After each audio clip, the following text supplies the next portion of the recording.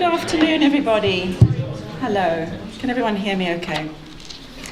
So a very warm welcome to the CHE, or Centre for Health Economics Policy Forum on reducing health inequalities and finding financial incentives to do so is a hugely important topic in the NHS. We know that in the last 5 years, life expectancy has actually widened the gap between the most and least deprived, so it's hugely important. If we can find novel solutions to that, it's a policy imperative.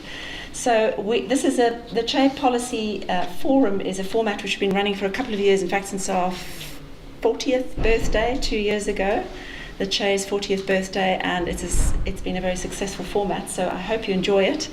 It starts with a 40-minute presentation by one of our CHE research staff, followed by a 20-minute presentation from a policymaker, and then half an hour of question and discussion over to everybody here and folks online as well. So please keep your questions coming. We will monitor the questions online as well to add to the discussion. So without further ado, I'd like to introduce our two distinguished speakers. First and foremost is Nils, who's a Professor of Health Economics here in CHE, and his research focuses on the design and effectiveness of financial and non-financial incentives, industrial organisation of healthcare markets, unwarranted variation in healthcare provision, measurement of healthcare quality using patient-reported outcome measures, and of course health inequalities. So Niels's presentation is going to be followed by John Ford, who I think is really well matched to this discussion. He's an academic public health doctor and senior clinical lecturer in health equity in the Wolfson Institute at Queen Mary University. And he's also an honorary public health consultant within the national team of NHS England. And he leads the Health Equity Evidence Centre, which uses machine learning to create living maps of what works to address inequalities in primary care. So a very warm welcome to both of you, and I hope you enjoy the forum. Thank you. Thank you very much, Rowena. I'm just checking that the microphone is picking up well. Very good. Hello everyone. It's a pleasure to have so many new faces here. I mean, we do these public fora every now and then, and it's good to see that this is drawing in people from different departments and presumably also from non-university roles. Can I just have a quick show of hands? Who is a University of York member? Well, and who is not? Let's do it this way around. Very good. Okay, so we are branching out. That's very nice. So, as Rowena said, my name is Nils Gutacker. I led this project together with my colleague Tim Doran, who is here today, as well as several others of you in the audience. And what I'm presenting you today is sort of a shorter version of what we've done, where I really want to just communicate the core idea of what we try to achieve and why it's important. So I'm not going to go into all the technical detail. I'm more trying to get across the gist really of why we did this and what we found. I should of course always thank our funder for this work, the NIHR. But as you might well know, there are quite stark differences in life expectancy and the quality of life amongst those most privileged in society and least privileged. So here on the left-hand side you see a graph of what is known as quality adjusted life expectancy. So how long you live adjusted for how well you live in terms of your quality of life in that period. And at the bottom we split the population into 5 groups according to the 20% most deprived, which is labeled IMD1, sorry about that, and the least deprived. And those in the most deprived part of the country can expect to live about 11 years shorter life in full quality of life, which is shocking and something that the NHS and the society has to address. Now, most of these health inequalities, to be clear, they don't emerge in the healthcare system, but the health system has a role to play in trying to address these inequitable distributions of health. And actually under the Health and Social Care Act in 2012, there's now a legal duty to be cognizant of health inequalities when you design policies. To my knowledge, the UK is leading the way here. There's no other country in the world, as far as I'm aware, where there's a legal requirement to try to tackle health inequalities through decisions. Now, when you think about healthcare and healthcare supply, there is a very uncomfortable observation, what Julian Tudor-Hart called the inverse care law. So on this graph, which is just an illustration, drawn by my colleague Richard Cookson, who's in the audience today, you see on the left-hand side, these are the more advantaged in society, and on the right-hand side, they're the more disadvantaged in society. And these two lines show the type of care they receive, which is the solid line, and the type of care they would need, or the amount of care they would need. And what's depicted here is the idea that those in society who actually need the most care get the least care, and those who don't, well, those who need a certain amount of care but are more advantaged are likely to get nearly all of what they require. In reality, perhaps that is not quite as strict, but we still could expect to see some inequalities playing out in the health system. So the disproportionate care law is what I think is perhaps a bit more realistic here, that society is quite good at allocating its healthcare resources to those most disadvantaged, but it still doesn't meet all the need there, and actually the gap is still bigger between what is necessary for these people and what they receive. So we have still an unfairness in the provision of resources. When you think about health inequalities, there is the idea that there is a sort of a staircase of health inequalities. So they don't just arise from in one part of the system or for one reason, but rather they add together because of different things happening. So, as I will show you later on, and it's sort of well understood, the likelihood of someone developing a disease, an illness, differs across socioeconomic groups. The likelihood of these individuals then receiving the care they need, which we just talked about, differs across socioeconomic groups.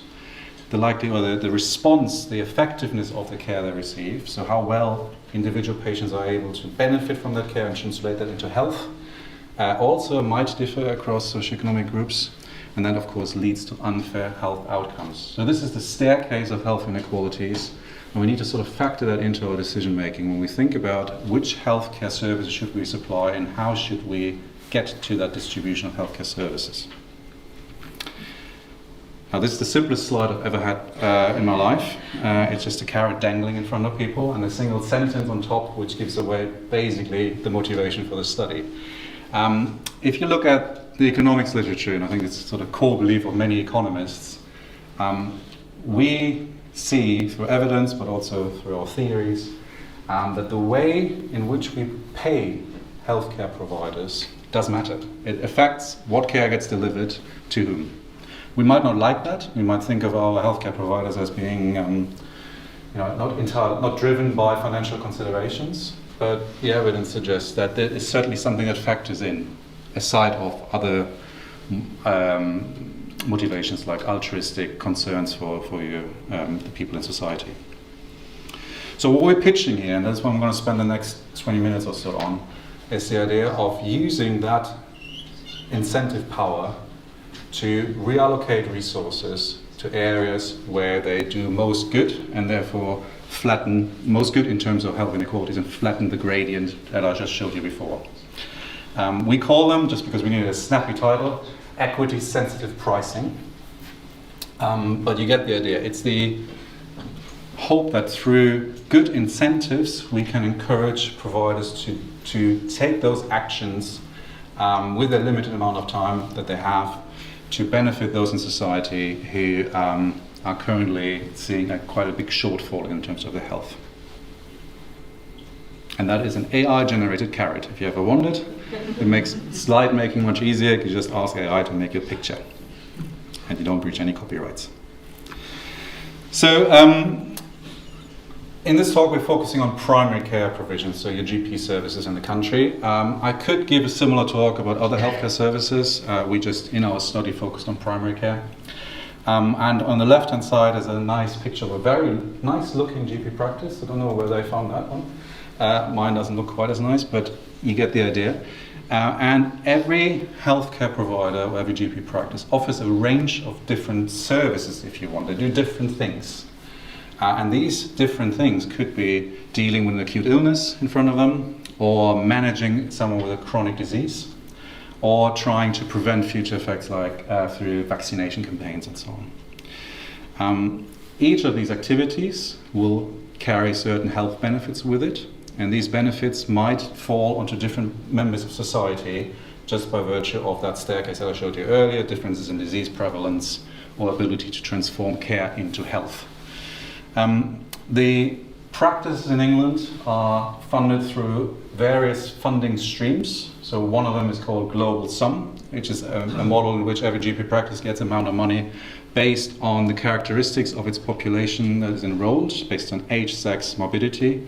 Makes about 50% of income, and it is pretty insensitive in its design, this formula, to socioeconomic deprivation characteristics.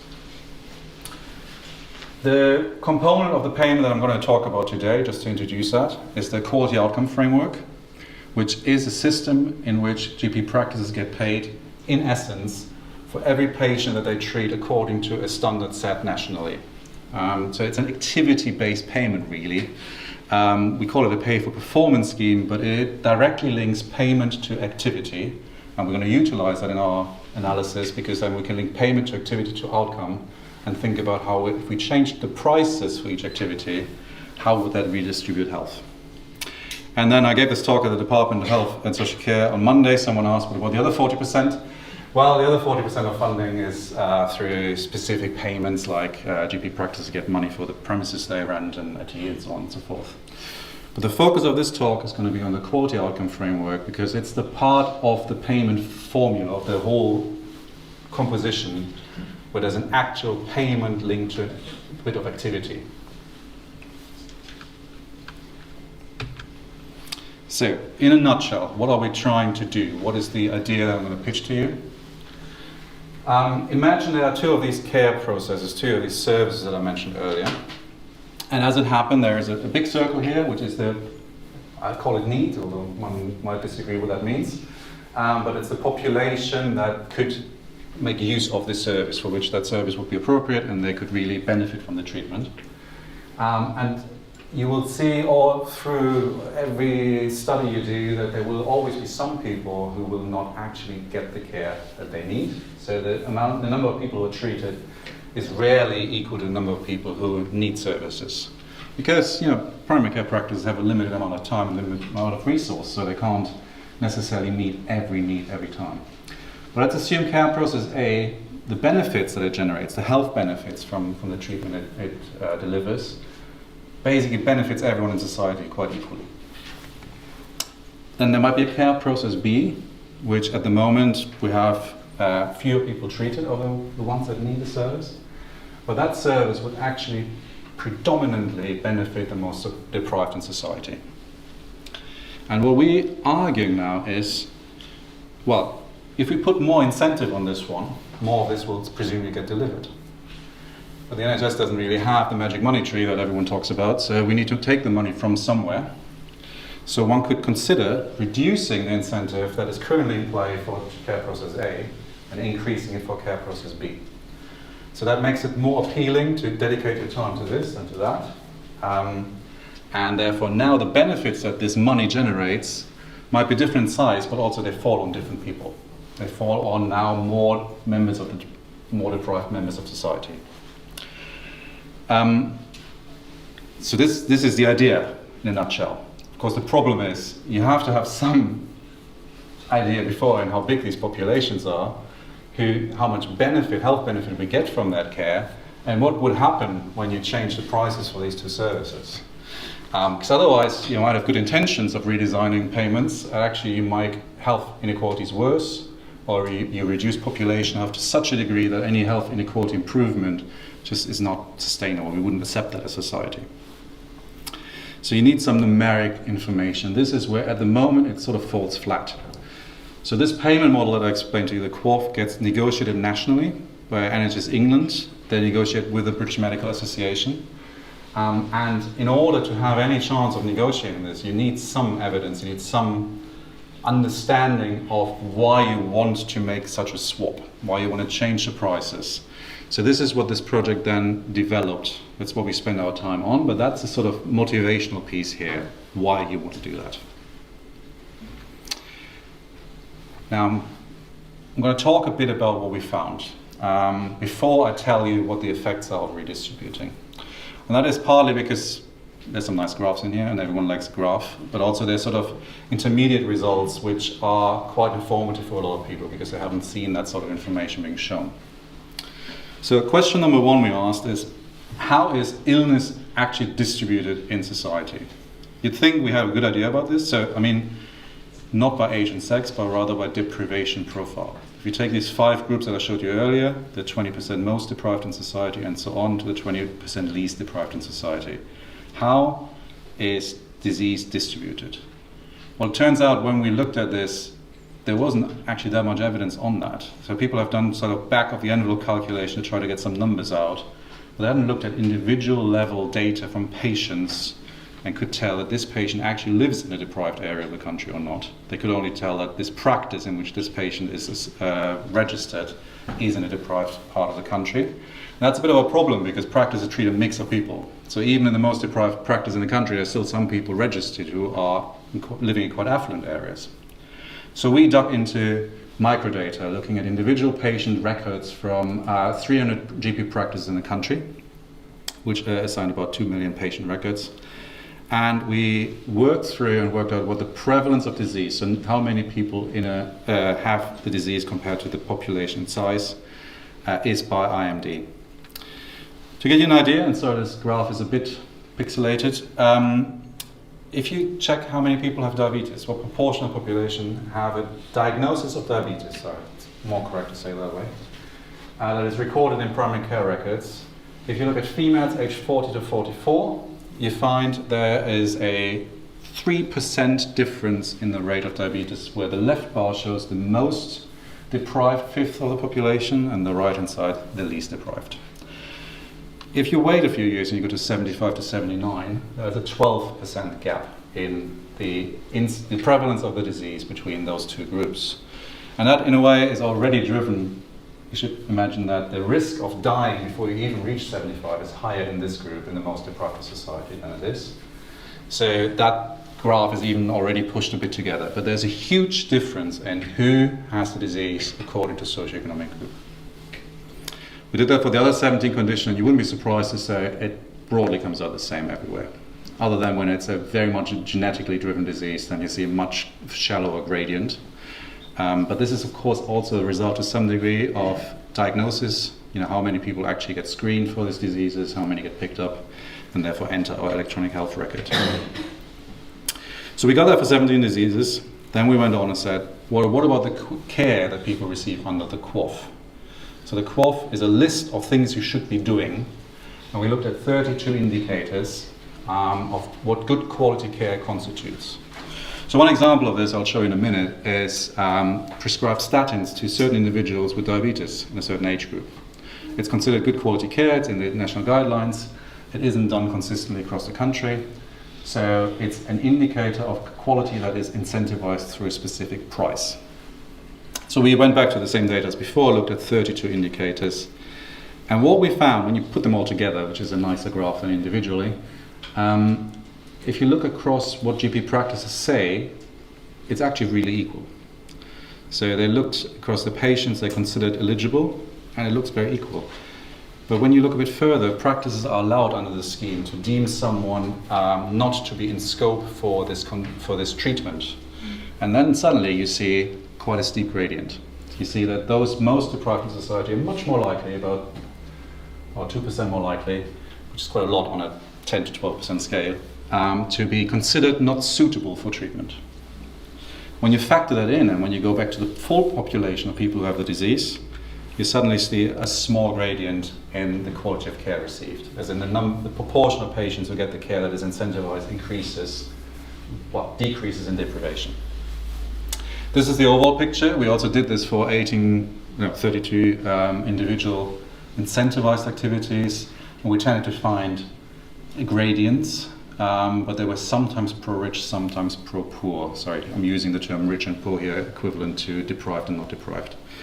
So there is a bit of a gradient going on in care.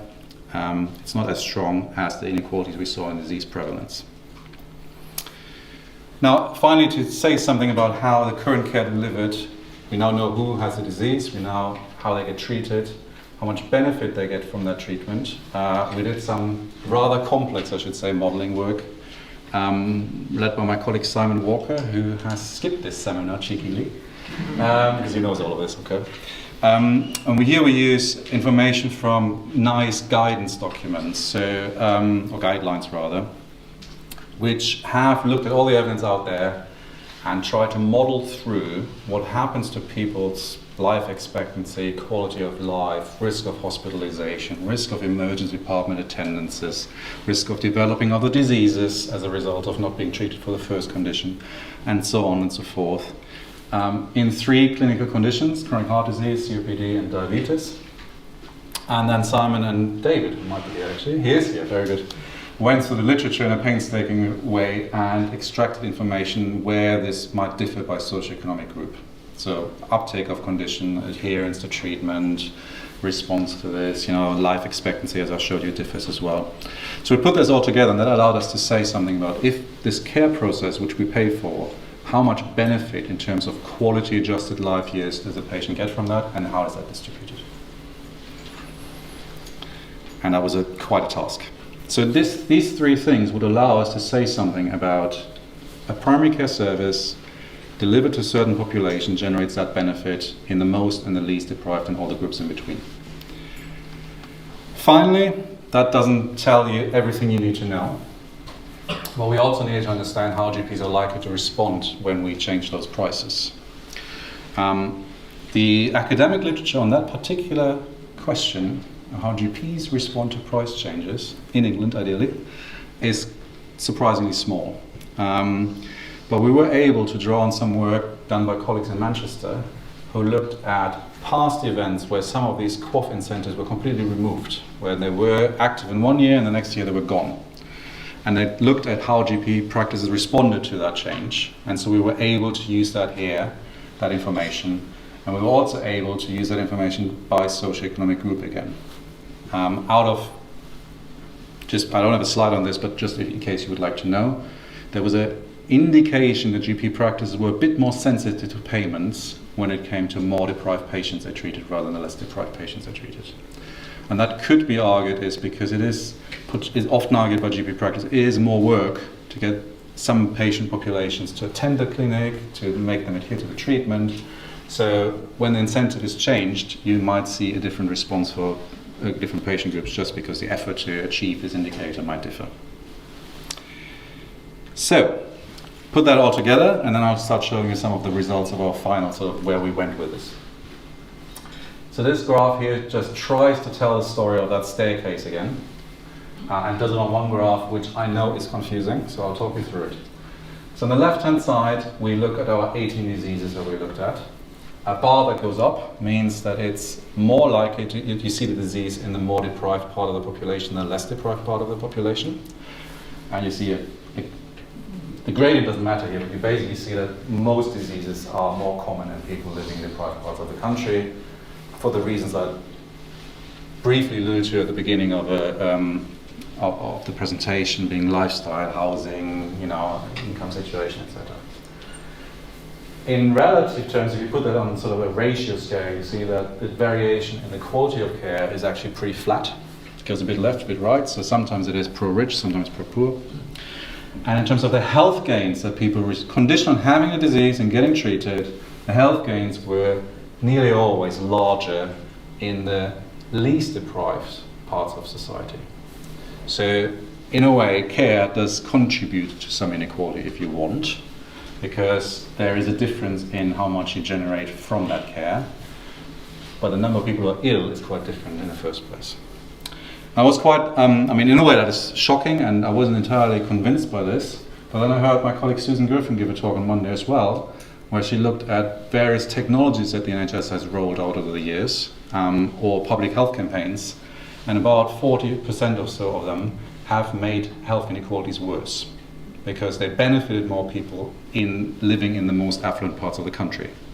So this is not unrealistic, and indeed there's quite a bit of evidence to support this view. So, you had to listen to lots of graphs here, but let's talk about how we think about this redistribution. What we then did is we played through the argument. What would happen if you increased the incentive on one bit of care and decreased it somewhere else? I'm not going to show you the thousands of combinations one could run, because we have lots of care quality indicators here and lots of data. I'm just going to show you sort of 3 test cases, if you want, to give you an idea of the sort of things you find. So here we simulated one increase in the incentive for eligible patients who have diabetes to prescribe statins and get them onto the statin, keep them on them. And we would sort of fund that to keep it budget neutral by a reduction in incentive for flu vaccines. This table shows you the deprivation group. So it goes from most deprived to least deprived. So worst off in society, if you want, and best off in society. Here it shows you the quality-adjusted life year gains in the full population of diabetics in England who would be eligible. A positive number means we're generating health through this swap. So we see health is generated mostly in the poorest of society and less in the richest of society. And the overall gain, if you sum it all up, is positive. So by that change, we've already improved health, if all our assumptions hold, of course. Here on the right-hand side, you see the health of the English population, so no longer just diabetics. So this is the gradient I showed you before, just that a male and female are not put together. This is the quality-adjusted life expectancy, so how long you live and how well you live in one number. But if we break down all these gains we've made here, we get a small change on the average person in the country, because not everyone has diabetes, right? So it's still positive. It's still larger up here, so the more deprived in society gain more from this swap than the least deprived. But I have to admit the numbers are quite small. So if you want to make a dent on this 11-year gap, a single swap in incentives is not going to do it. But we have that situation, it's an easy swap to justify as a policymaker or commissioner of healthcare services, because population health increases and health inequality decreases. So it's not a challenge in a way to make that argument. Here it is, in this example, it is more challenging actually. So what we have here is another swap, another 2 indicators. In this case, it's flu vaccinations up, and we take the money from an incentive to refer people with diabetes who are newly diagnosed to a structured educational program. What we see here, first of all, the numbers are smaller, but what we see is, again, population health improves, but all that benefit goes over proportionally to the most well-off in society. So everyone gains, but it makes health inequalities worse in a way. That's one of these swaps.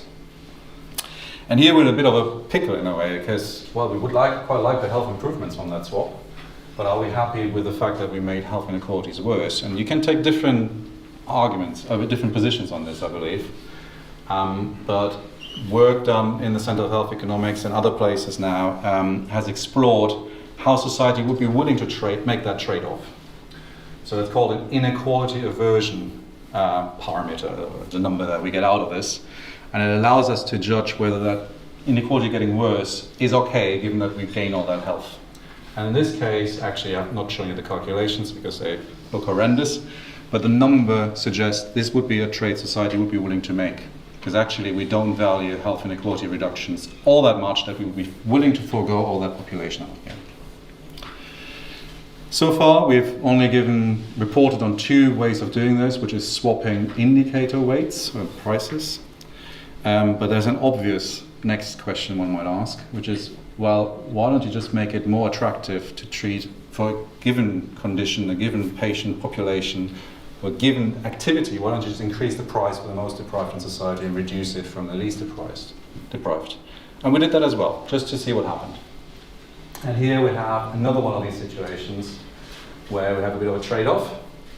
Health inequality decreases because by construction, we're taking care and quality of life and health away from the richest or the most well-off in society and put it into the least well-off. But because they're not as able to generate health from that care, we actually have a net reduction in population health. But health inequality decreases. Interestingly, this is another situation where just about society will be willing to make that trade. So it is complex because you have situations where sometimes it's straightforward. A trade benefits health inequality and doesn't harm population health, so we would make that. This is all based on economic arguments, not on medical arguments. The GPs in the audience will probably rip me to shreds soon, but that's fine. I can live with that. But sometimes we have also the situation here, which is a bit more tricky, where we have to make a society a trade-off, what we value more and how we value it. I'm not going to talk you through these thousands of combinations one could do. I wanted to give you an idea of how this methodology works. And in a way, we will not be able to go out and implement it ourselves as researchers. This is a negotiated contract between the NHS England, or the Department of Health and Social Care in a way, and the British Medical Association. But we put forward our argument that one can follow to see how this all fits together and justify such a swap. So, I actually didn't take 40 minutes, which you were pleased to know. In summary then, we as a study team have concluded that, first of all, it is possible to use existing data or the data sources out there to inform a decision whether you want to implement equity-sensitive pricing. And we think actually having numbers underlying this, combined with sort of evidence on the health benefits and so on, is quite important here because you have to justify such a swap. There will be practices which, as a result of this swap, if it was implemented, would lose funding. There will also be practices who gain funding as a result. We argue here that it is probably advisable to introduce such explicit incentives. I'm fully expecting John later to say something about the global sum. Why don't we just give more money to practices that work in deprived areas of the country? And my counter argument will be, sorry John, to take that away, you don't know where that money goes to. Whereas here we're tying it to specific activities which we can tie to health benefits through our modeling work. I just wanted to highlight on my last point, and then I'm done, that the effects you've seen on these slides were quite small. If you go back to that slide before, let's take this one as the biggest, but we're talking the average person gains 0.00026 years of full health lived. But that's the average person in the country. The diabetic population will be bigger. Now that's one possible swap. If we think about this more carefully across multiple areas of activity, we could potentially shift some of this benefit in larger sums around, but it will never in itself close that gap. So this is a good thing to do, and I think it's the right thing to do, but it is a sort of a sticking plaster on the fact that society already generates a very unfair distribution of even the chances of having equal health. And so the NHS cannot fix that and cannot be expected to fix it, but it can help mitigate the effect even in a small way. And that, I would like to end on that. Thank you very much.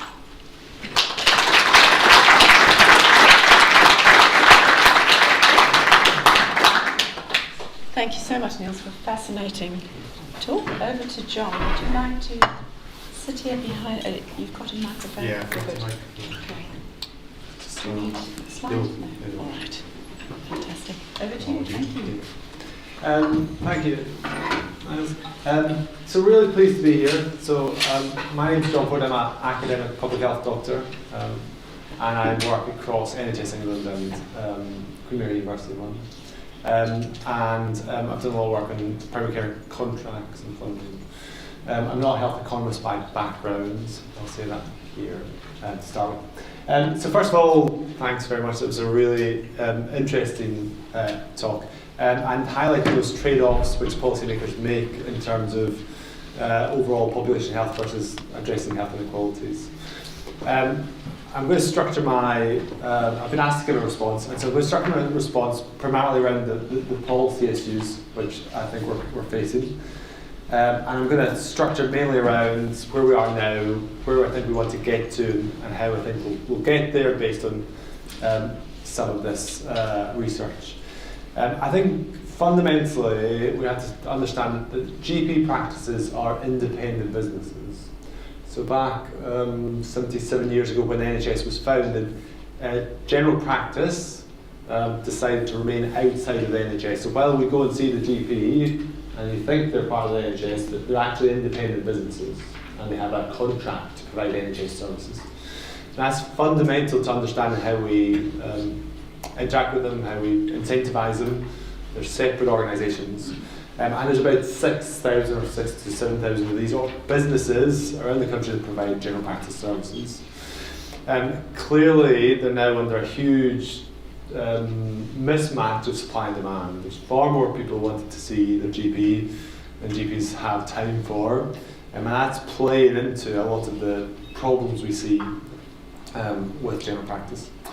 Policymakers, so whether that's ministers in DHSC, NHS England, or local health and care organisations like integrated care boards, are doing all they can to try and close that gap, to try and get improved GP access. Part of the tension there is because GP practices are independent businesses, and they can decide how much profit they take or how much they invest into patient care. That creates all sorts of conflicts of interest within general practice. And part of that is how we get to the situation with financial incentives and some of the QOF stuff we've talked about. As Niall said, there's a global sum, so capitation about 50%, and then QOF is about 10%. We know that actually when you add up all the income streams, actually practices in more affluent areas and the least deprived areas get about £14 per patient more than those in the most deprived areas. So if you scale that up, an average practice of about 10,000 patients gets about £140,000 more per year to their practice. So it's not small sums of money in terms of when we rank up all these funding streams. Part of the reason we've got so many funding streams is that the policymakers are worried that if they just gave GPs all the money that was in the budget, that they wouldn't do what the policymakers wanted. They wouldn't provide flu vaccinations and do stuff, and actually you get some who simply want to take the profit. This is part of the reason why 20 years ago we introduced QOF, and QOF was this financial incentive. Initially, QOF was introduced to try and standardise care, these financial incentives to try and standardise care, this whole postcode lottery business.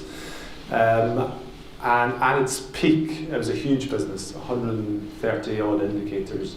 The popularity of QOF's waning. Scotland had dropped it in their new contract in 2019. Wales have dropped it as well. England at the minute still have it.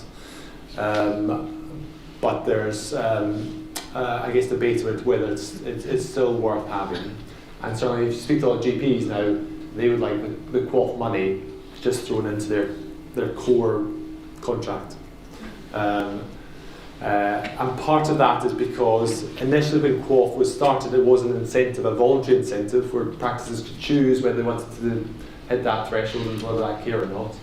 It's now, most GPs now just see it as part of their baseline, that they hit the same QOF, they achieve QOF, and they get that income every year, so they've become reliant on it. It's no longer a kind of bonus, but it's part of their, as they see it, their annual income. So I think we're in this complicated situation where we've got this massive mismatch between supply and demand. Policymakers, DHSC, NHS England, are trying to improve general practice services, improve access, deliver more care more efficiently, more equitably, but they're dealing with 6,000 to 7,000 independent businesses who don't necessarily just follow instructions. And this is where financial incentives can be very powerful. This is why this research is so important in terms of how do we try and get GP practices to change their behaviour. In terms of where we're going, the current government have committed to a new contract for GPs by the end of this electoral cycle. So within the next 2 or 3 years, we're expecting a new contract. That contract may include getting rid of financial incentives such as QOF, like Scotland did. It may expand them. There's lots of different ways in which the new contract could look. It looks like there'll be a few different tiers of contracts. So there'll be a GP contract, and then there'll be one above that, which will be for the neighbourhoods. So that could be a town or an area. There might be one above that for multiple neighbourhoods. So that's what it looks like coming down the line. I guess from our perspective, the fundamental thing we're trying to achieve is giving patients the care that they need, irrespective of who they are. I think there's always going to be some desire to have some leverage within the system, whether it's through financial incentives or other kind of fee-for-service type payments. And how we get there is a challenge. And part of the challenge is that GPs vary across the country. There's a really great podcast on BBC Sounds by Margaret McCartney, who's reviewed the history of general practice. And she said, one of the quotes from that podcast is, around GPs in the 1970s were described as either businessmen, socialists, or missionaries. And I think we still see that today, as you get some GP practices and some GPs who are very focused on the business elements, and that's what they enjoy. They enjoy responding to financial incentives, they enjoy responding to the policy asks. On the end of the scale, you have the GPs who are more socialists and missionaries, who are there because they enjoy delivering care for different patient groups. And disadvantaged patient groups, and respond differently. And so if you want the innovative, forward-looking entrepreneurial type practices to go and set up all new services. I was in a practice this week, we were doing cataract surgeries at the weekend, so GP practice, there's cataract surgery and hand surgery. They're innovative, pushing things forward, but they're incentivized to do that. Whereas you go to some practices and actually they don't respond as much to financial levers. Actually, what they want is they want just the funding to go and do what they believe is the right thing to do. And so how we create levers and funding systems which appeal to those different types of GPs, I think is important, and that's part of this discussion. So in terms of how we get there, finally, I think one of the things which this research has picked up is some of these moral tensions. I think the moral tension, or one of the biggest moral tensions we face at the minute, is we have an aging population, and we now have a large proportion of the population who are older with lots of health problems and complex health problems who need health care. They often live in more affluent rural areas, purely because of the demographics. We also have a younger population who are suffering from mental health problems, musculoskeletal problems, addictions. We have a whole set of different issues. How do we trade off ensuring that older aging population get the care that they need, while also incentivising care for younger populations as well? That tension tends to be distributed by socioeconomic groups. So it tends to be the older people tend to live in the more affluent areas, and they tend to have benefited from increase in house prices and structures within society, whether it's intergenerational wealth, etc., etc. The younger populations tend to be in more urban areas, cities, and tend to be living in more deprived areas. So how do we balance those tensions? That's what the current government, when they're coming up with the contract, is trying to balance, is how to get those tensions. I think that gives us a moral question around justice and around actually how do we fairly distribute resources between older generations who clearly need health and care versus younger populations who tend to live in more deprived areas but tend to have their health problems at an earlier, younger stage. And I think some of these examples the study threw up around flu vaccination, which tends to benefit older people more, versus statins, cardiovascular drugs, which are more likely to benefit younger populations proportionally as well. So I think that's a moral question which we've got. I think there's also the policy question around the elephant in the room of this conflict of interest. When you have GP practices, they're able to take profit. Actually, how do we align financial incentives to remove that conflict of interest, where the financial incentive is to improve care and to reinvest profits into care. So I think that's something that policymakers are grappling with as well. If they're going to invest in general practice, how do you guarantee or how do you maximise the likelihood of delivering patient benefit rather than the likelihood of it going into the pockets of partners, for example.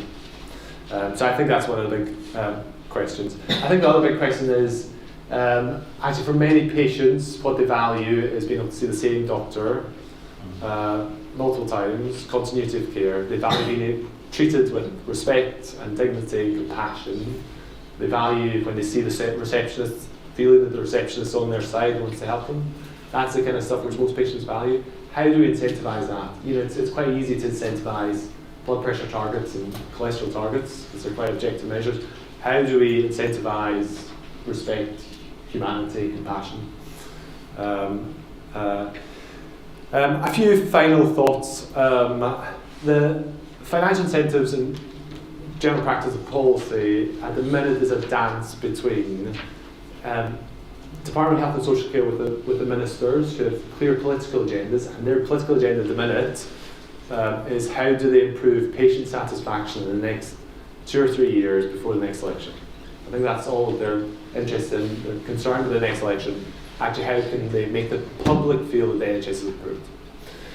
That's balanced with NHS England, who at the minute are on the wind down but still active in terms of how do they operationalise delivering efficient, effective and equitable care. Balanced with the British Medical Association, who are a union for GPs, who will negotiate on behalf of GPs. They're not necessarily representative of the GPs, but they negotiate on behalf. And then there's the whole profession, so the thousands of GPs out there. And there's this dance which goes on between them. And I think we just, and there's politics which goes on here, and I think we have to be careful around which battles to fight. And we've talked about some of the gains which could be made by tweaking cloth. These have to be calculated political decisions, because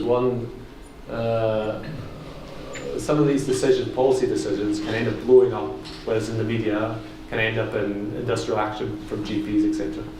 And so I think there's a careful balance around choosing our battles and deciding, which policies to push and what the impact that may be on the profession and on relationships and actually future decisions. So I'll stop there. That's some food for thought.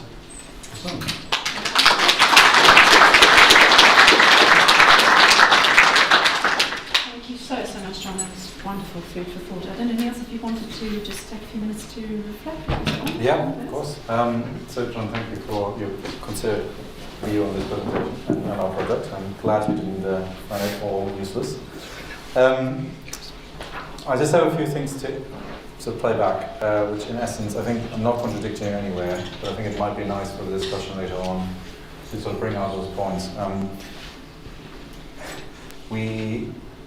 If I could remember the name fully, Mark Ashworth. Yeah, it's Mark Ashworth, who was an advisor to our project, sadly died during the term of this project.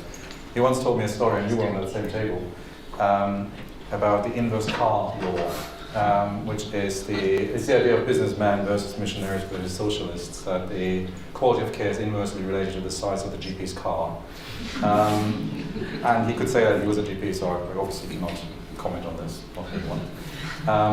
But it does bring back the idea that while we might not like the notion of financial incentives affecting the way care is delivered, I think we can't quite lie to ourselves and say they don't matter, because they are all independent businesses. And this idea of just throwing more money in one direction, hoping that makes certain decisions go one way or the other, is just a very, probably quite inefficient way of doing it. So that is exactly why we argued we should tie it to measurable quantities of care, which are clearly defined, where we can illustrate the health benefit, rather than dealing with a Carter formula, which is the global sum allocation.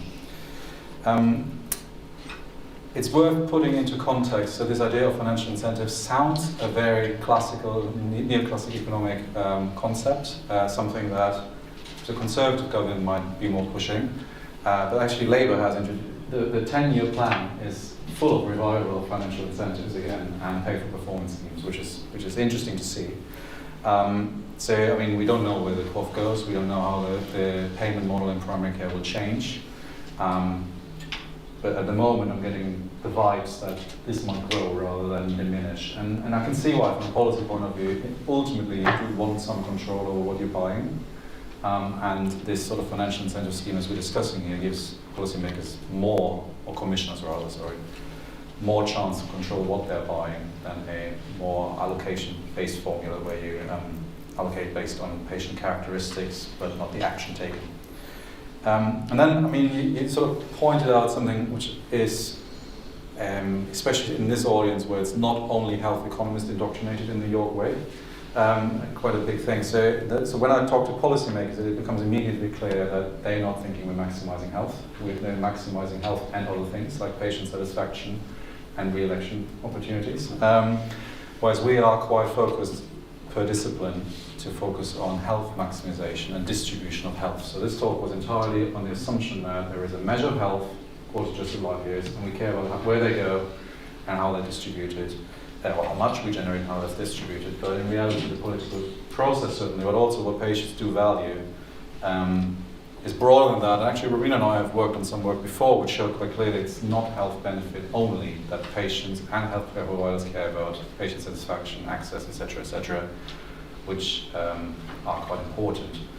But that's something as a discipline I think we're still struggling a bit with. I see some of my colleagues wishing I would stop talking about this.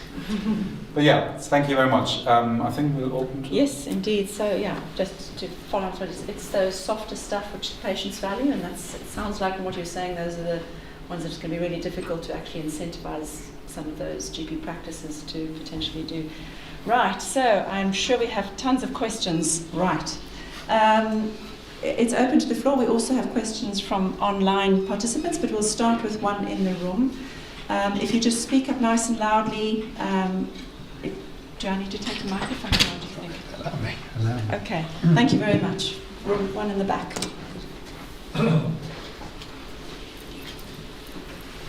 Thank you very much for the contributions. I'm a revenant from a distant past as one of the last founding members of CHE. And with Brenda Leese, I did a study when I was with CHE on family doctors and economic incentives, which I think, together with the earlier paper in the Royal College of General Practitioners Journal, was the first mention of the word incentives in relation to GPs. So I'm delighted to see we're doing more research into the area. But there are two queries I've got. First, shouldn't we be paying more attention to the enormous differences in GP numbers between deprived areas and non-deprived areas? As our excellent local leader, Mike Holmes, of Nimbus Care, Professor Mike Holmes of Nimbus Care, keeps saying, there are in Hull 60 GPs and 300 consultants in the hospitals. And those 60 GPs have a huge amount of morbidity to look after. So although we want to fine-tune the incentives, I think that is most relevant to the least deprived areas, because the disparities in GP numbers and practice resources, neighbourhood resources between deprived areas and less deprived are so vast that until we start really dealing with them, we're not going to get anywhere. The second query is, shouldn't we be looking more at the hospital admission rates, which account for much more health activity in deprived areas? Comparing the bottom 10th with the top decile, the admission rates, A&E rates, so on, and age in which treatment starts are all vastly different in deprived areas. There we have a much more hospital-orientated system. Now, what difference does that make? That hopefully is going to change. We have a very good 10-year plan, and say something nice about the health in NHS England, and following the aiming for health success formula all along. Finally, on a quite different issue, I would like to let you know that I was recently elected as one of the Trust governors in York, coming head of the poll. This is one of the few elected positions of anybody in the health service apart from the minister, and junior ministers. So I'm very willing to be contacted. You've got my email. In any suggestions people have, how we can use the 800 million that the Trust is spending more effectively. So I look forward to hearing from you. Okay, very good. Got a microphone as well. on Yeah. this side. So first of all, let me. Family doctors next.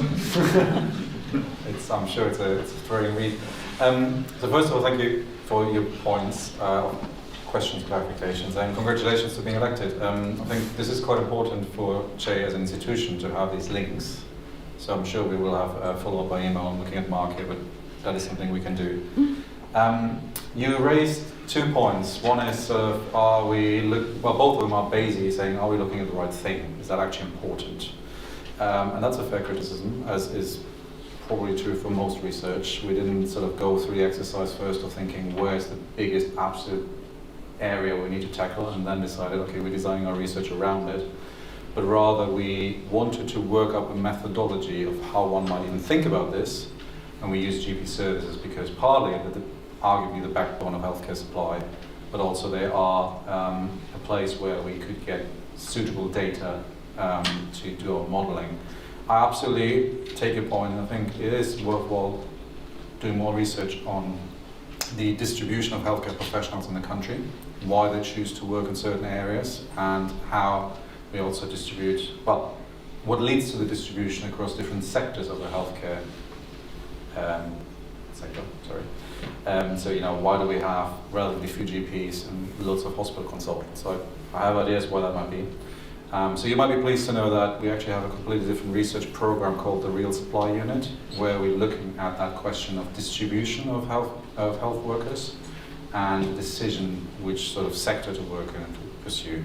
But that wasn't part of this project in itself, although I do totally agree with you that if there's no healthcare workers in a certain area supplying services, we don't need to worry about what incentives they have internally to switch activity around. So this project was focused on the internal switch within a practice that already exists. But of course the other question is, where are there practices and should there be more in certain areas? Totally agree. Thank you, Nils. I'll go to one question online now. We've got quite a few, but let's start with the first one, which was, is there a way to amplify the health gains in the deprived populations from adding in equity-sensitive pricing, or do we need to solve the underlying social determinants? Well, that's an easy one. So, again, I guess the question here again is, in a way, where's the most important area to work, to do, to try to tackle health inequalities? I absolutely agree that there are determinants outside of the health system, well before you get in contact with the health system, that are majorly driving these large gaps in life expectancy and quality-adjusted life expectancy on that graph that is no longer behind me.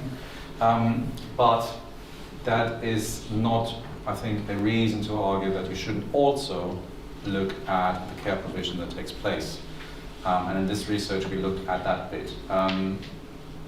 There is quite a bit of sort of activity in the research space from health economists working with public health doctors and in that sphere to think about the broader determinants of health and how we can reduce health inequalities through that angle. But I don't think we can discount looking at the care provision itself. Right, there was another question at the back, and then we can go to some more online. Thank you very much, Mark, for being the distributor of microphones.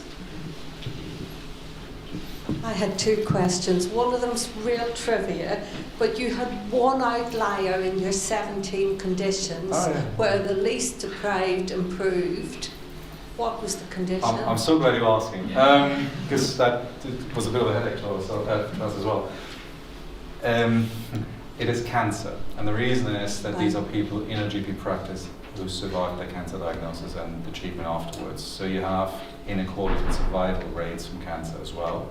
So that therefore you then see that the people in the practice with a past diagnosis of cancer are higher in the more affluent areas and the more deprived for not very good reasons, as in not desirable reasons.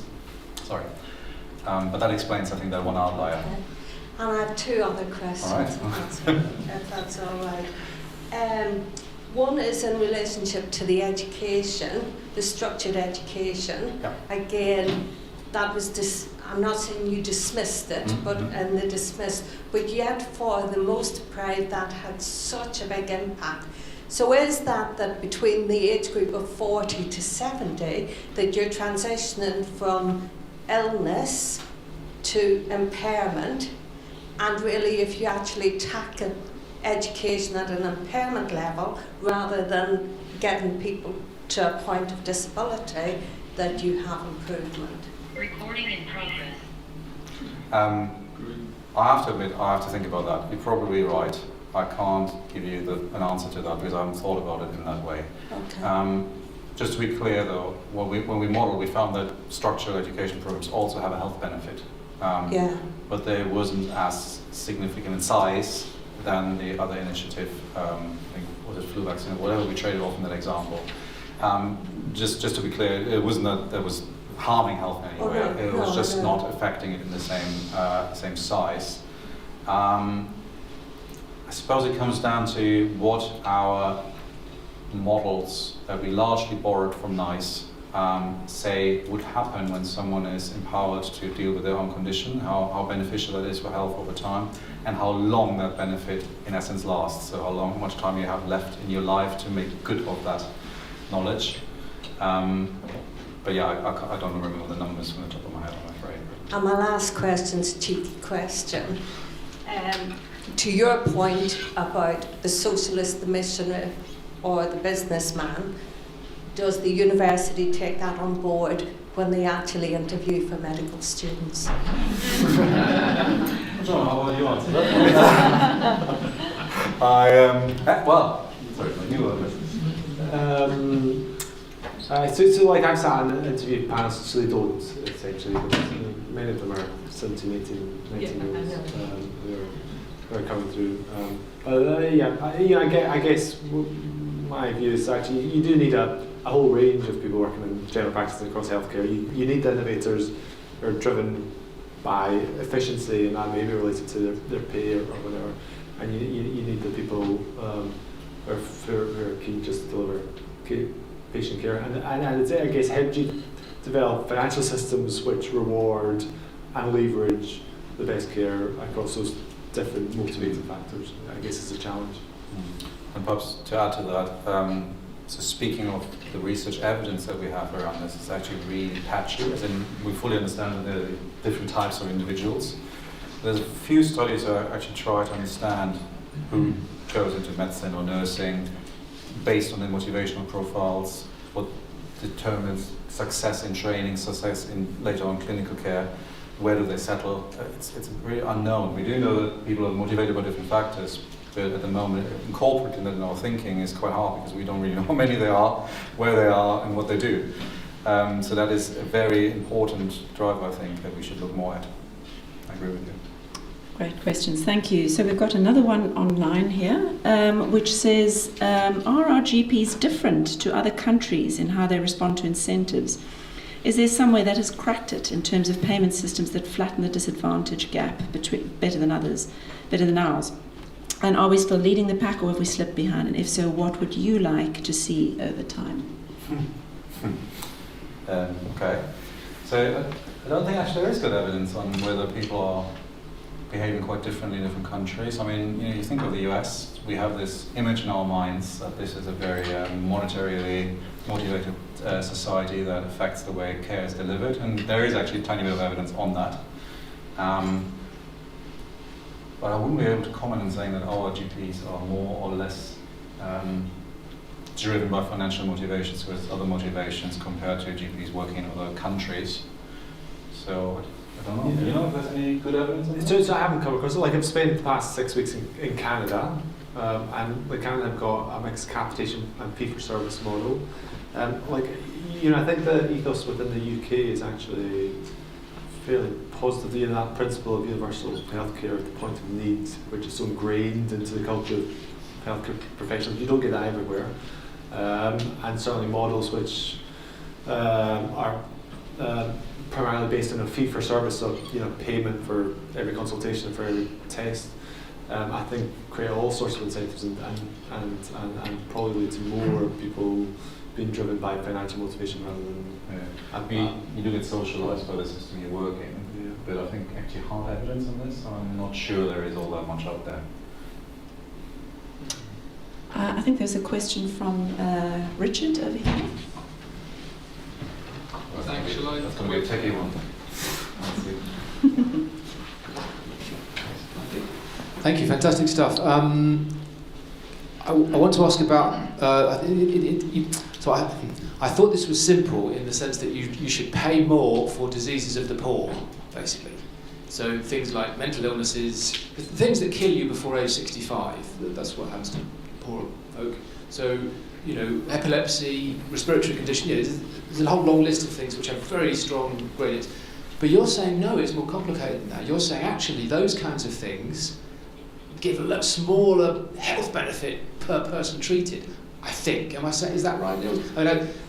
Could we fire up the slide or not, with the picture that shows that? Would that be possible to fire up? There's a nice slide where he shows that diseases which have a high prevalence. No.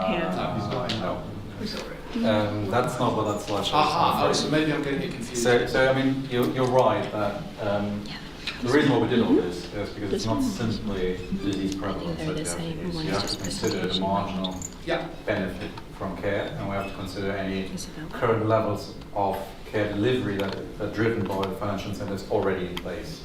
So you might well have a disease that is more prevalent in more deprived populations, but the care is excellent at the moment and they benefit loads. It could happen, it's not a given. This graph that Rowena is currently pulling up, it's not ordered in the same way, so it's not like the left column on one. Okay, so it's not like that. No. We would have to plot that out for you. Could do that. But it's not as straightforward. Oh, so they're different. But what we argue I thought it was the same. when you want to do these things, you do have to take the whole 3 steps of that inequality staircase into account in multiple. So there are some diseases where you've got high prevalence among the poor and decent health gain, and so those are the ones you should be incentivising. If the trade-off is worthwhile doing, which you need the numbers for to work that out. Okay. Nice. But I can't. From that graph, I can't tell you that. There's hundreds of combinations on this graph. Yeah, in essence. fine. Okay, well I'll finish that. But and is mental illness anywhere there or not? Yeah. So if your mental illness is in there, it's. I'll look it up. I'll tell you what. Going to There's hand some of them over there. I'll just hand it to Carl, I think was first, and then we'll come back to this side. It kind of follows on, so I totally understand that you wanted to ask the question, what could we do within the current budget envelope with QOF, which is why you've got to consider all the possible swaps and figure out which set of swaps to improve health and reduce inequality. And I've also been interested in, because you got the information, what's the cost per quality of just spending more on this particular QOF and see which ones generate the greatest health and which ones reduce inequality. And then you can make a comparison with what we currently know about what we get in terms of qualities at the margin of just giving the NHS more. We know something about, at the margin, if we give primary care a bit more, and just see how all this stacks up. I mean, it's not a prescription for policy, but at least you can start to see the trades. Another thing we can compare it to is the margin, the cost per quality, when we look at different CCGs or local authority areas, which, okay, I know there's a lot of heterogeneity, but nonetheless, you can start to see that gradient as well. So you've got a load of reallocations. It would just be nice to see the cost per quality for each QOF. Yeah, so just for everyone's background, one might not so be in the world of cost per quality calculations. So the Centre for Health Economics has quite extensively studied how in different parts of the health system, you spend £1 more, how much health do you generate there? And in theory, if you find that in one sector or one particular activity you get loads more for £1 and somewhere else you get less, you do the same as we do here, you swap them. So Carl's been quite active in estimating these numbers. Carl, we do have that table actually. Then put it in. It makes the department and then the NHR quite nervous. Tell me something about the numbers. What are they? I know. No, come on. This is all Streamcard. It's on page 180 of the report. We'll show you afterwards. Tim might tell you, but I don't know them from the top of my head. But in essence, we have done this sort of little exercise saying, well, if you want to spend $1 million more, what would you get? Rather than if you spend $1 million more on one and take it away from another, what's the net effect? Because you're absolutely right, we have all these numbers. We have to be considerate that we're working still within the quote. So you can't treat more than 100% of patients, so there will be a limit on these sort of things. It's all built into the calculations. Yeah, no, we can do that actually, it would be quite nice, right? We're not going to do an Oregon experiment where it was and say we should only do statins and nothing else because... Is it less than £2,000 per quote? I'll let you know after. Right, I think there's a question here from Rita. Hello, it's working. So when we're talking about financial incentives on primary care, is it nowadays with primary care networks also receiving financial incentives with some indicators? Where should we invest more? Should we giving more budget in financial incentives to practices with indicators, or should we be putting the financial incentives in primary care network where they work together and they have a bigger patient list? So, again, for everyone's benefit, practice start bundling together, in essence, working more together and sharing some of their budget responsibilities. I don't think there is an answer to your question that can be justified based on sort of evidence. I think you're nearly at the moment still in the space where people would base their answer based on theory, basically, or understand a feeling about how well it works to pool resources versus to incentivize individuals. I'm going to say it, I don't think these networks will necessarily be the answer. So putting money into a network and hoping that within that it gets distributed is quite complex. And it will be based on individual powers within that network, and so it doesn't tie it anymore to the activity. So I'm much more keen to tie things to activities, so I know what I'm getting for what I'm paying for. And that you have to do, in essence, as you described it, at the individual practice level. That's a slightly different view. So at the minute, I don't think primary care networks really work. So they're not an entity, they're not an organisation. They can't hold the budget has to go to one of the GP practices. They don't quite work as it. I think looking long term, the idea of trying to integrate more care across a few different GP practices, I think potentially reduces this conflict of interest within practices and opens the books a bit more. As a policy direction, I'd be keener to see more financial incentives at the integrated level, rather than stuff which stays within the practice. I think that reinforces this conflict of interest. It's good that we have different opinions. That afterwards at dinner it allows us to have a conversation. I'm going to turn to one more question online here, which is we've got quite a few coming in, but increasingly strong evidence that continuity of care has large impacts, and shouldn't we rather be incentivizing continuity of care rather than micromanaging clinicians with small financial incentives? Fair point. The answer is we haven't looked at that. It's a simple answer to this. We're looking here at which services we'd rather have, in essence, rather than the question who delivers them. So there is evidence that quality of care is quite important for also achieving outcomes. So in a way, it's nearly a different dimension on a different axis. Not only what we do, but who does them. Is it the same person doing all the different activities, or is it more fragmented? You might well find that it would be a bigger effect on health if you improved continuity of care. Whether it necessarily actually affects then health inequalities in the way you hold is a different question, because obviously that person will not be able to care for the vast spectrum of people in the practice, and you might end up having continuity of care across people who are more deprived areas and continuity of care less deprived areas. So if I chose one area for expansion of core, it'd be continuity of care. I think that's what people are interested in. And this exact question, right, how could you financially incentivize continuity? I haven't seen anyone come up with a way to operationalise it. I think that's a fundamental question. Track basically quite carefully who sees the patient. Yeah. And is it just a single GP? Is it a little micro team? Is it you know, what do we mean by continuity? But I think it's a fundamental question, and I think if there's a sensible policy, we'd see it in the near future if COF is still. We used to have named GPs, of course. Yeah. In practice, that wasn't. Yeah. It didn't work. Yeah, Nils and I actually worked on a piece of work together looking at continuity of care and found of all the various quality indicators we looked at, that was the one that really improved outcomes and patients care about most. Karen had a question. Yeah, hi, thank you. I have two small questions, one vaguely methodsy, one vaguely policy.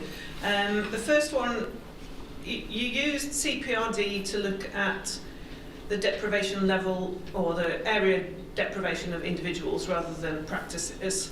I suppose I'm wondering, as the rewards are going to the practice, is it worth it essentially, or could you do this at national level, looking at area deprivation of practices, and would it make any real difference? I suppose I mean, this is a fantastic piece of work, but was that extra step worth it essentially to reduce the sample size to CPRD only? And the policy question was more about, again, going back to the businessmen, socialists and missionaries. We all love that quote, thank you for that. I suppose we're designing this presentation designs the system for the businessman. And I guess I was thinking that for a start, more and more GPs aren't partners, they're salaried, so they might not think quite so much like businessmen. And also I think there's some evidence that sort of imposing a businessman-like model on a socialist or a missionary is more likely to give you burnout and other issues. So I suppose I'm thinking, how do we balance the businessman model of incentivising responding to inequalities with other mechanisms like duty and reputation and altruism? And do we have to use the same model for both types of GP or other things we could do? Thank you. So the first question is a technical question, as you say, about the data. And perhaps I didn't sort of go into detail here, but you can look at practice populations in different ways. One is to look at each individual in a practice and work out where they live, and therefore assign them based on where they live. That's how it's done. A measure of deprivation, which Karen and I have actually helped estimate over the years. And the other way to do it is to look at the practice location and do the same thing there. So that practice is based in this area is a relatively poor area of the country, hence. The problem is, when you look at the practices, there's a wide distribution of people in a practice, even if it's in a deprived area. You might assign that practice as being in a deprived area, but actually there's lots of people in there who are not. And when we looked at this quite indirectly, but we did find that it made quite a big difference, actually, whether you use the practice location or the individual score of the patient in the practice. And we did actually some further analysis, which I didn't show, which we're still trying to publish now, which suggests that within a practice, there's more evidence of inequalities, rather than when you look this broadly across the pool data set, which is a kind of uncomfortable finding. But if you isolate an individual practice, say everyone in here, what's the gradient? Actually becomes steeper in care quality. Not massively steeper, but steeper and more consistent. So I do think it was worth doing that. Thank you. It took us only 3 years. The second question is whether socialists can actually be incentivized, or whether that's a good or a bad thing. To some degree, this is baked in. So we used evidence from past changes to this incentive scheme and looked at how practices in total responded. So there will be some socialists in there and some business managers, and we get the average of that. So that's reflective of the mix of these 2 or 3 groups. So that's in the model. But I think what is worth saying here as well, you make the point, is financial incentives a good idea or not? We didn't address that point. We said, if you have them already, do you want to just change the things you emphasize within there? So that presumably would not lead to higher burnout, because effectively they're still operating in the same model as before. You just shift around the bits and pieces within that. So we didn't answer the question, is financial incentive a good idea in the first place? That's for someone else to decide. From my perspective, I think the question around how to identify a socialist type GP, for me, comes back to the current model is very much designed for the businessman. And like for those of you who don't know, most of the GP practices across the country are partnerships. And essentially, GPs get a number of different income streams: co-op, global sum, they'll get enhanced services, medication reimbursement. End of the year, they then see how much money they've got left, how much profit they've made, and they decide actually that's our drawings. So they split that up between the partners. That works really well if you're profitable and actually you can take a healthy profit. Actually, if you're a socialist and you've spent all your money on employing an extra nurse and an extra receptionist because that's what patients want, actually it could be really harmful. And it could be for individual GPs, they can end up taking far less than their, for example, salaried colleagues because they want to invest in the practice. So I think for me the key point is how to solve the partner earnings question and moving more towards, at the minute partners can take as much or as little as they want. But actually moving to a model where partners pay is either banded with bonuses and incentives, or and maybe there's a floor where actually partners pay is guaranteed through the ICB, or there's some mechanisms which protects partners pay and decouples it from actually how well the practice is doing in some way, not completely decoupled, but weakening those links between how much to invest in practice. I think that's fundamental, because I think that then incentivizes both the businessman and the capitalist to benefit from the system, because at the minute it's very much focused on benefiting those who want to make profit. Although, of course, in practice, you in essence no longer recognize them as independent companies run by the owners of the company in the way they see fit, because you would start dictating to the company how they have to split their profits, who is allowed to earn what within the company. That's the problem with the independent business model. But I think you can still maintain an independent business model, but have salary bands for partners within the contract. I don't think it's totally inconceivable.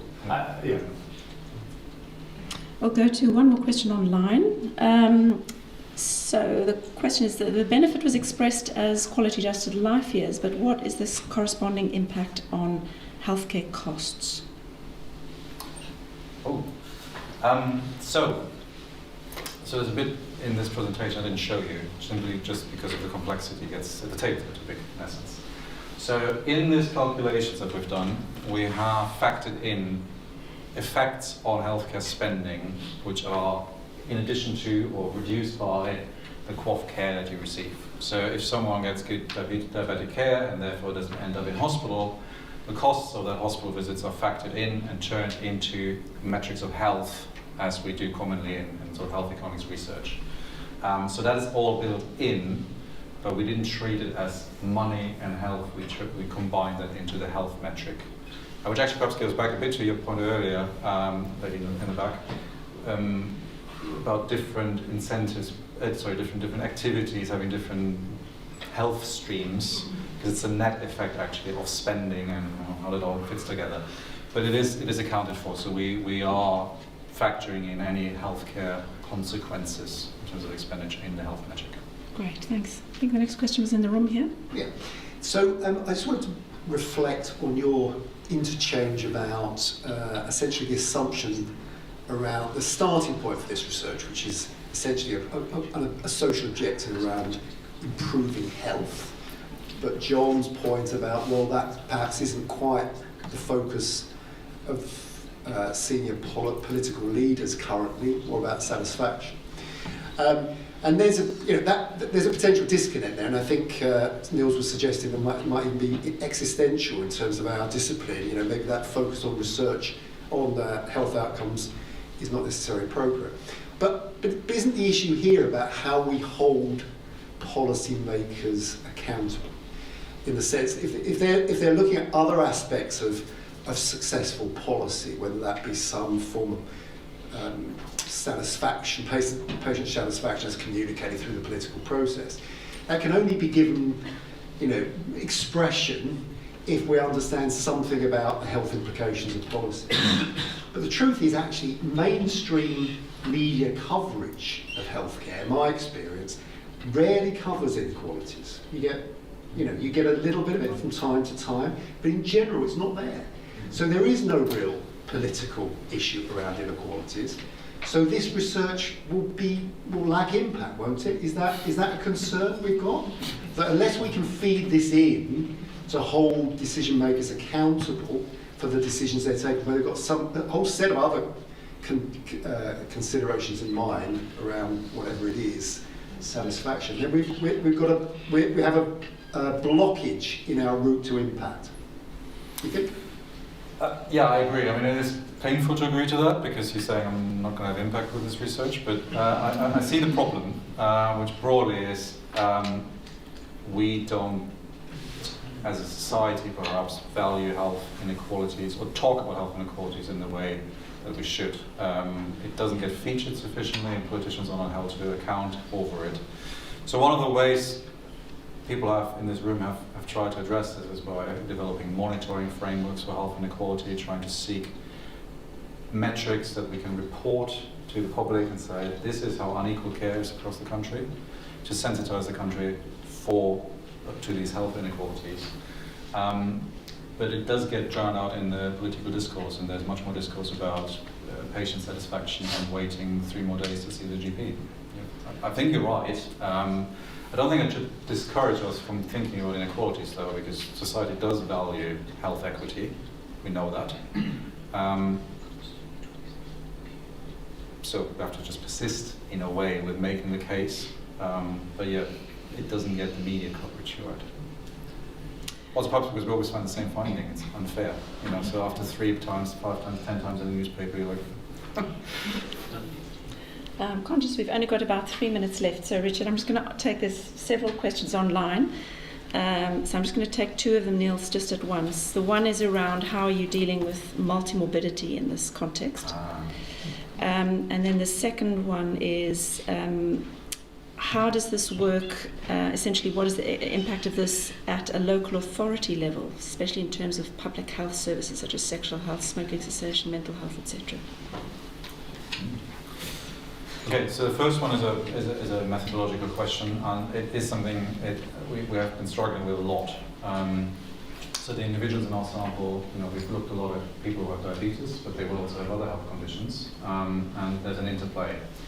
Actually, the QOF incentivizes people, incentivizes GPs to give a flu vaccine to people who are diabetic, flu vaccine to people who have COPD and heart disease, and actually if a patient happens to have all 3 of these conditions, they get paid 3 times. So which is an interesting setup. But yeah, the answer is we have no excellent, really watertight answer to this. We've looked at it, we've picked one, we did some simulations where we tried to look at trading off indicators in different disease areas, and then as examples picked the one where the multimorbidity in our data, which we can check, was sort of lowest to avoid that concern.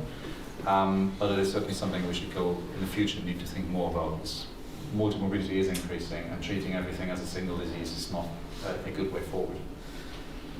I'm not sure what to say about the local authority question, really. Our research at the moment focuses entirely on GP practices, which are not paid by local authorities and not really interact all that much with them. Well, I'm sure they do, but it's not sort of in the discussion of our work. Any of my co-authors any good idea on the local authority question? Want to shake that? We have a fundamental problem with the data source that we use is that we don't actually know where these practices are. So we could model what our local authority looks like in terms of the deprivation profile and sort of build it up from there. But it is a weakness of the data source that we use that we can't actually do a geographical model. Some people online will not have heard that. My colleague was just saying that the data is anonymised, so we can't do that. Unfortunately, we've hit time out, but we've still got so many questions online which we haven't got to. I do apologise for that, but it's been an absolutely fascinating afternoon. Thank you very, very much to John and Nils for a really, really interesting set of presentations. Thank you to all of you for all your fantastic questions, both online and in the room, and thank you to the organisers of today, Lauren and Mark and others, for putting this together. I hope you've enjoyed it, and thank you so much.